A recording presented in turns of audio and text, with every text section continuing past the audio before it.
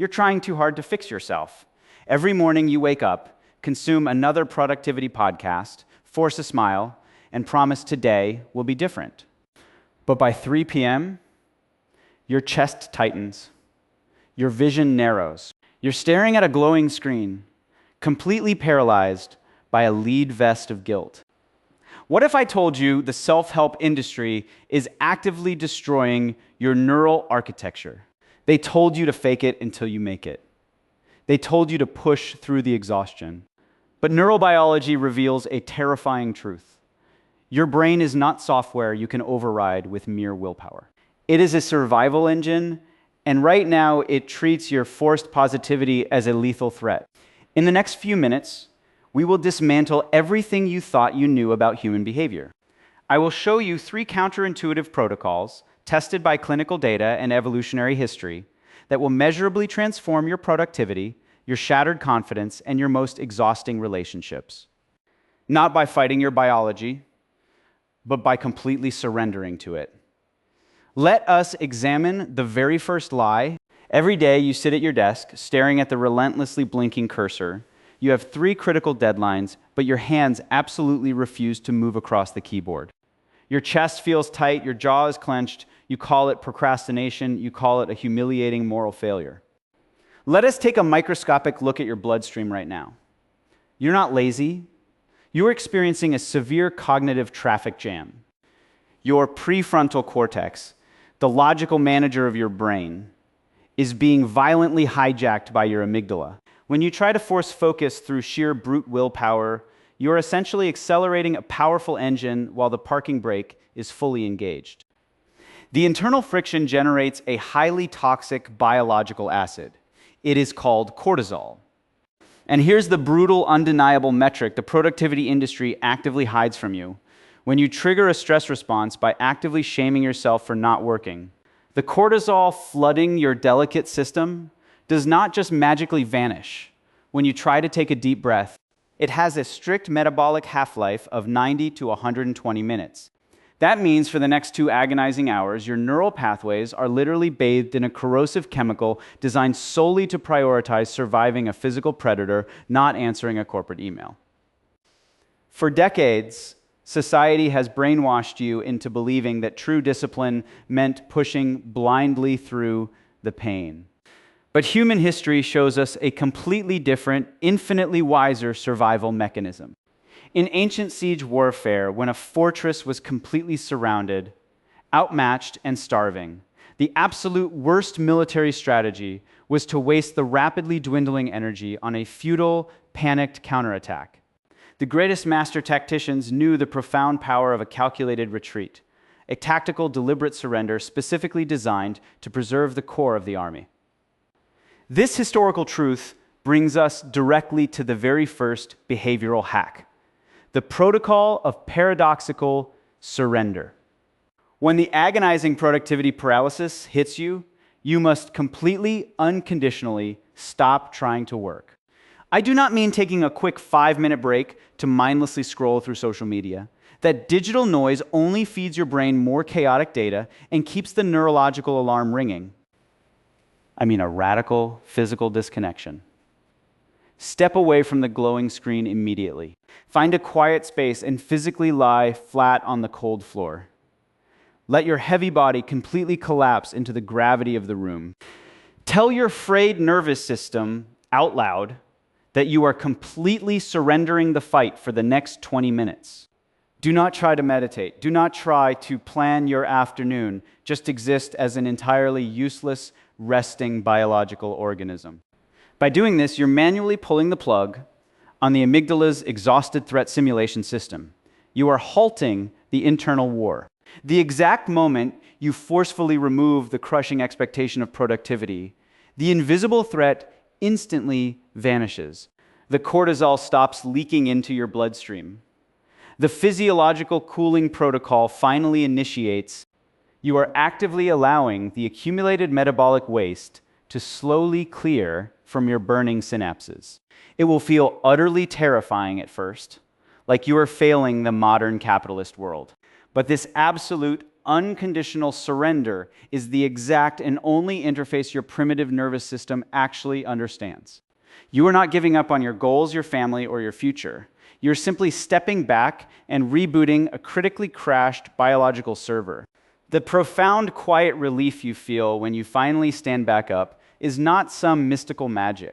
It is just the sudden, glorious absence of neural friction, finally allowing your logic center to breathe again. You walk into the sterile conference room, 12 faces simultaneously turn to look at you. Your throat immediately closes. Your palms are slick with cold sweat. Your heart is hammering, a frantic primitive rhythm against your ribcage. You desperately recall the universal mantra of the modern world, fake it until you make it. So you force your posture rigidly straight. You paint a confident, plastic smile across your face. You project your voice, but inside, you feel like a microscopic fraud waiting to be violently and publicly exposed. Here is the terrifying biological reality of that exact moment. By attempting to mask your profound insecurity, you're not projecting strength. You are actively generating a massive quantum friction within your own cellular interface. You see, the forced smile on your face is broadcasting one specific frequency, while your racing heart, your shallow breathing, and your spiking adrenaline are screaming an entirely different chaotic reality. This severe cognitive dissonance requires a colossal amount of metabolic energy to maintain. You're essentially wearing a 90-pound lead suit of psychological armor, desperately trying to convince the room that you are as light as a feather. But human beings are apex predators equipped with exquisitely evolved mirror neurons. Your colleagues might not consciously analyze your stiff microexpressions or your slightly elevated vocal pitch, but their limbic systems instantly detect the biological incongruence. They subconsciously feel the invisible tension. They sense your disguised panic, and it makes their own nervous systems inherently distrust you. The fake confidence actually triggers their primal threat radar.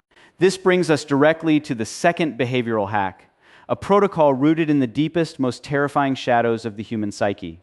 It is the protocol of radical exposure. To instantly neutralize a room's judgment and reclaim your authentic power, you must do the exact opposite of faking it. You must weaponize your own vulnerability. When you feel the crushing wave of panic rising, you do not suppress it, you do not hide it, you name it. You look directly at the crowd and you say out loud with zero apologies that you're actually incredibly nervous to present this to them simply because this project means so much to you. In that terrifying split second, the suffocating spotlight completely shatters. You have just bypassed their harsh critical judgment and directly triggered their deep evolutionary empathy. By actively exposing your softest, most unprotected emotional underbelly, you instantly communicate to their primitive brains that you are not a deceptive threat. Suddenly, the quantum frequency of your spoken words perfectly matches the biological reality of your trembling body. The internal friction entirely disappears. Your amygdala, realizing the dark secret is finally out in the open, immediately powers down the exhausting fight or flight response. Your heart rate drops. The room collectively exhales with you. You suddenly realize that true, unshakable confidence is never the pristine absence of fear.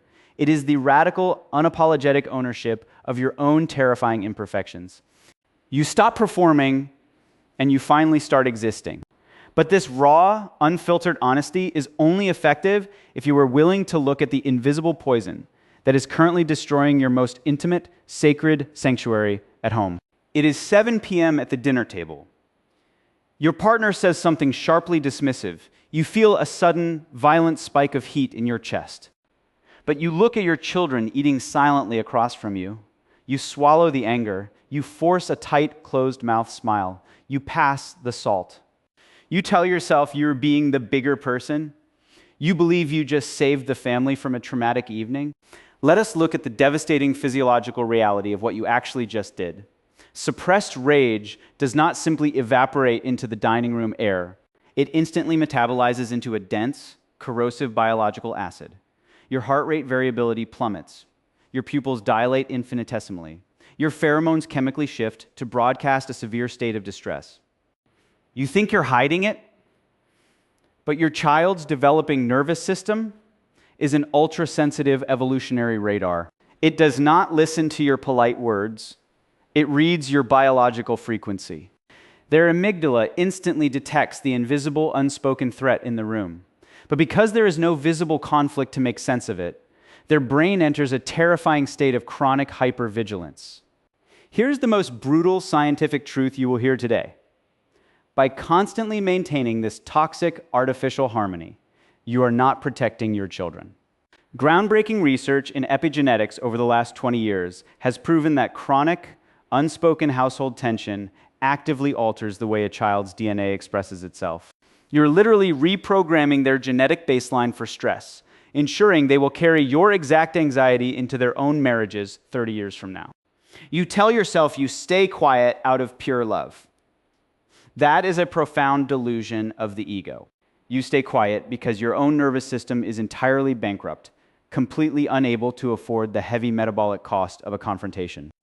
You're choosing a temporary, sterile illusion of safety over the brutal work of building a resilient family structure. This leads us to the final, most crucial intervention, the protocol of deliberate friction. You must stop trying to create a clinically sterile, perfect home. A biological immune system requires exposure to friction and bacteria to grow strong. A psychological immune system is exactly the same. Your family desperately needs to witness healthy, respectful disagreement. They need to see you set a rigid boundary. Most importantly, they absolutely must witness the beautiful, messy process of repairing that connection afterward. An argument is not a failure of love. It is the necessary, agonizing destruction of a false boundary to build a more authentic one. When you finally allow yourself to respectfully speak your terrifying truth, the invisible radiation in the room dissipates. The oppressive pressure drops. You give your family the ultimate gift, the biological permission to be flawed, angry, and undeniably human. But none of these three protocols will save you if you do not understand the final cosmic scale of your own exhaustion. Stop right here. Do not scroll away. Just freeze for exactly 1 second. Take a long, slow, deliberate breath, and let your tense shoulders finally drop. You have spent your entire adult life running a grueling, endless marathon on a psychological treadmill that was explicitly designed by modern society to break you. You have been exhaustingly trying to hack your productivity with complex digital planners, desperately masking your deepest insecurities just to survive corporate meetings, and silently swallowing your heavy resentment to maintain a picture-perfect household for the outside world to admire. But let us finally put down the medical charts, step away from the clinical data, and look at the brutal, beautiful philosophy of your human existence. The three protocols we just unpacked, surrendering absolutely to your paralysis, radically exposing your rawest vulnerabilities, and bravely inviting deliberate friction into your home, are not just superficial behavioral tricks to make you a more efficient, compliant worker bee in a relentless capitalist machine. They are a profound physiological rebellion. When you merge these three terrifying actions, you're essentially initiating a system-wide factory reset of your entire nervous system. You are forcefully taking back the absolute sovereign control of your biological bandwidth from a society that constantly profits from demanding your panic. But achieving this requires a complete, unapologetic destruction of what you currently consider a successful life. Modern culture violently dictates that winning means leaving a massive, untouchable legacy, never showing a single ounce of weakness, and curating a flawless, frictionless family life. But evolutionary biology completely disagrees with this toxic delusion. Your human brain was never built to hold the crushing weight of the entire modern world. It was exquisitely designed to process the quiet, beautifully mundane reality of the present moment. True, unshakable greatness is not found in a high-stakes boardroom or on a perfectly filtered social media feed. Your most monumental legacy might simply be the microscopic, entirely anonymous victories you achieve on a random Tuesday evening. It is the quiet moment you choose to lie flat on the floor and rest instead of punishing yourself for being biologically tired. It is the exact second you bravely let your voice tremble in front of a room full of judgmental strangers, because your authentic truth matters infinitely more than your psychological armor. It is the profound, quiet courage it takes to look your partner in the eyes Initiate a painful but necessary conversation and stay fully present through the messy, chaotic aftermath. These tiny, invisible choices are actively rewriting your epigenetic code.